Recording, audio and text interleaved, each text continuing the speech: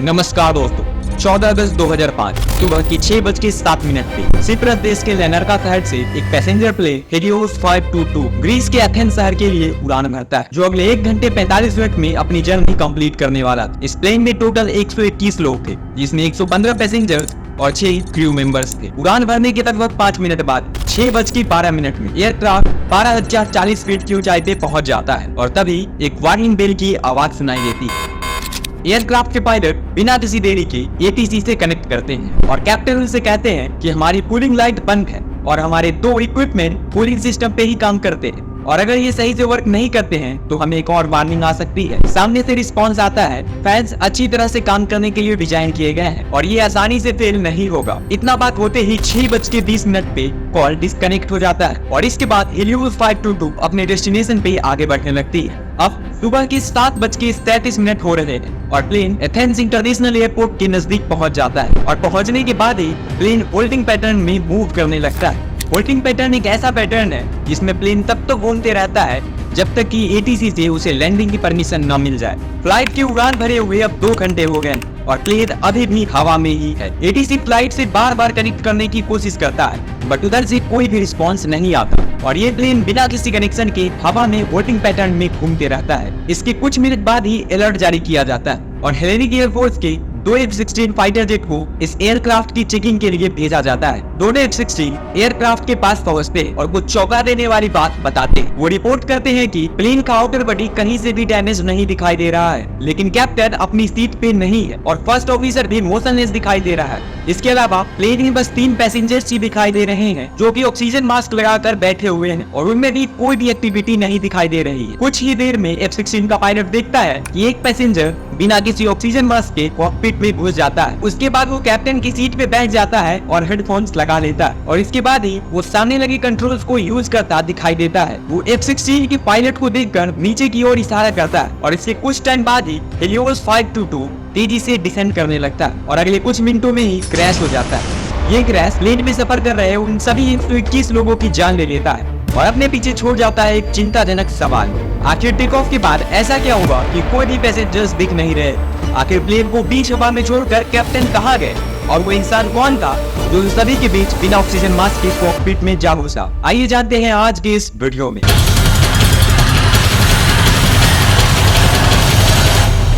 सुबह के 1:25 में यही हेलियोस 522 लंदन से उड़ान भर के साइप्रस देश में लैंड करता है। इस फ्लाइट के क्रू को प्लेन में कुछ प्रॉब्लम्स नजर आती है। लैंड करने के बाद वो ग्राउंड इंजीनियर को बताते हैं कि प्लेन का राइट सर्विस डोर फ्रीज हो जा रहा है और टेक ऑफ के बाद वहाँ से कुछ आवाज आ रही थी। सामने से एलन इरविन रिप्लाई करते हैं, कोई बात नहीं, हम इसको चेक कर लेंगे। एलन इरविन, इस शख्स को आप जान लो क्योंकि इनकी एक गलती से 121 लोगों ने अपनी जान गंवा दी।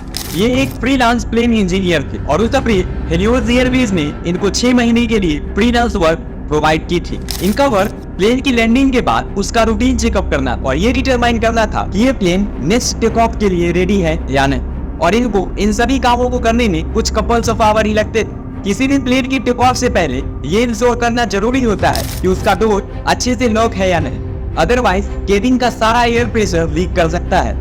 बट क्या है ये केबिन एयर प्रेशर? इस हादसे को अच्छे से समझने के लिए पहले हमें ये जानना होगा कि ये केबिन एयर प्रेशर होता क्या है। देखिए, जब प्लेन एल्टीट्यूड गेन करती है तो एयर में ऑक्सीजन कंसंट्रेशन की कमी होने लगती है, जिससे नॉर्मल इनहेलिंग पे भी हमें 3 to 4 टाइम्स कम ऑक्सीजन मिलता है और इससे इंसानों को हाइपोक्सिया होने का खतरा होता है। हाइपोक्सिया के कारण इंसान की बॉडी अच्छे से काम नहीं करती और अल्टीमेटली इससे इंसान की डेथ भी हो सकती है। बट फिर भी इतना ऊपर प्लेन में बैठे लोग बिना ऑक्सीजन मास्क के सफर करते हैं। पर कैसे ये सब पॉसिबल हो पाता है? केबिन एयर प्रेशराइजेशन सिस्टम के कारण प्लेन के इंजन्स आगे की हवा को तेजी से खींचकर कंप्रेस करके उसे पीछे की ओर फेंकते हैं, जिससे कि प्लेन आगे बढ़ पाता है और इन्हीं इंजन से बनी कुछ कंप्रेस्ड एयर प्लेन में पंप कर दी जाती है। केबिन प्रेशर को आउटफ्लो वाल्व से कंट्रोल किया जाता है और एक्सेसिव प्रेशर होने पे आउटफ्लो वाल्व को खोल दिया जाता है ताकि प्रेशर मेंटेन रहे और इसी पूरे प्रोसेस को केबिन एयर प्रेशराइजेशन सिस्टम कहा जाता है। चलिए अब वीडियो में आगे बढ़ते हैं। उस दिन क्रू के बताने के बाद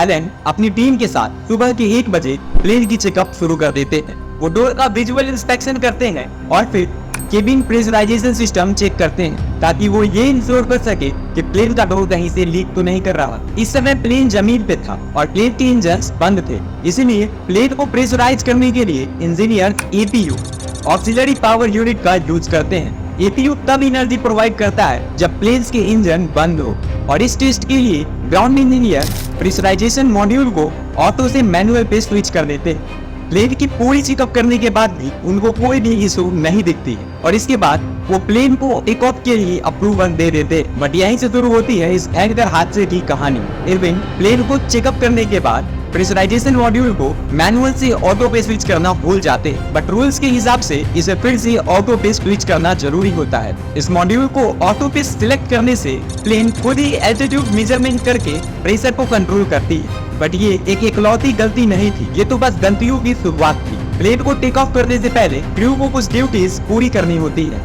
जिसे प्री फ्लाइट प्रोसीजर कहा जाता है। इसमें फर्स्ट ऑफिसर को ये इंश्योर करना होता है कि प्लेन का प्रेशराइजेशन सिस्टम ऑटो पे सिलेक्ट हो, बट वो इस पे ध्यान नहीं देते। प्री फ्लाइट प्रोसीजर के बाद पायलट को प्री फ्लाइट चेकलिस्ट को एग्जीक्यूट करना होता है। बेसिकली इसमें दोनों पायलट को चेकलिस्ट की मदद से सारे कंट्रोल्स को सही पोजीशन पे लाना होता है, बट इस बार भी दोनों में से किसी भी पायलट ने इस बात पे ध्यान नहीं दिया कि प्रेशराइजेशन सिस्टम मैनुअल पे सेट किया हुआ है। सुबह के 6:07 पे प्लेन टेक ऑफ करती और टेक ऑफ के बाद पायलट को आफ्टर टेक ऑफ चेकलिस्ट भी एग्जीक्यूट करनी पड़ती है और इस चेकलिस्ट का पहला आइटम ही प्रेशराइजेशन मॉड्यूल को सेट करना होता है। सरप्राइजिंगली इस बार भी इसे मैनुअल पे ही छोड़ दिया जाता है, बट इतने एक्सपीरियंस्ड पायलट 3 बार इसे चेक करने के बाद भी इसे इसकी सही पोजीशन पर क्यों नहीं ला पाते?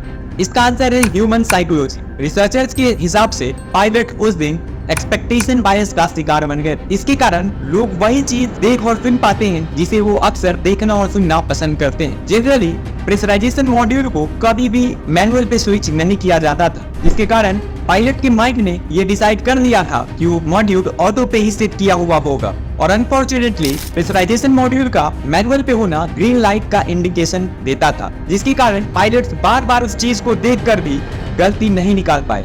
बट ये तो थी टेक ऑफ की कहानी। इसके बाद भी पायलट अपनी गलती सुधार सकते थे। 5 मिनट बाद ही प्लेन 12,040 फीट की ऊंचाई पे पहुंच जाता है और तभी प्लेन का टेक ऑफ कॉन्फ़िगरेशन वार्निंग सुनाई देने लगता है और दोनों पायलट कंफ्यूज हो जाते हैं, क्योंकि टेक ऑफ कॉन्फ़िगरेशन वार्निंग तभी मिलती है जब प्लेन ग्राउंड पे हो और टेक ऑफ के लिए तैयार न हो। एक्चुअली ये टेक ऑफ कॉन्फ़िगरेशन वार्निंग थी ही नहीं, ये थी cabin altitude warning. Pressurisation system manual पे होने के कारण प्लेन का प्रेशर लगातार कम हो रहा था और प्लेन का एल्टीट्यूड वार्निंग तब मिलता है जब प्लेन की एल्टीट्यूड के हिसाब से उसका प्रेशर न हो।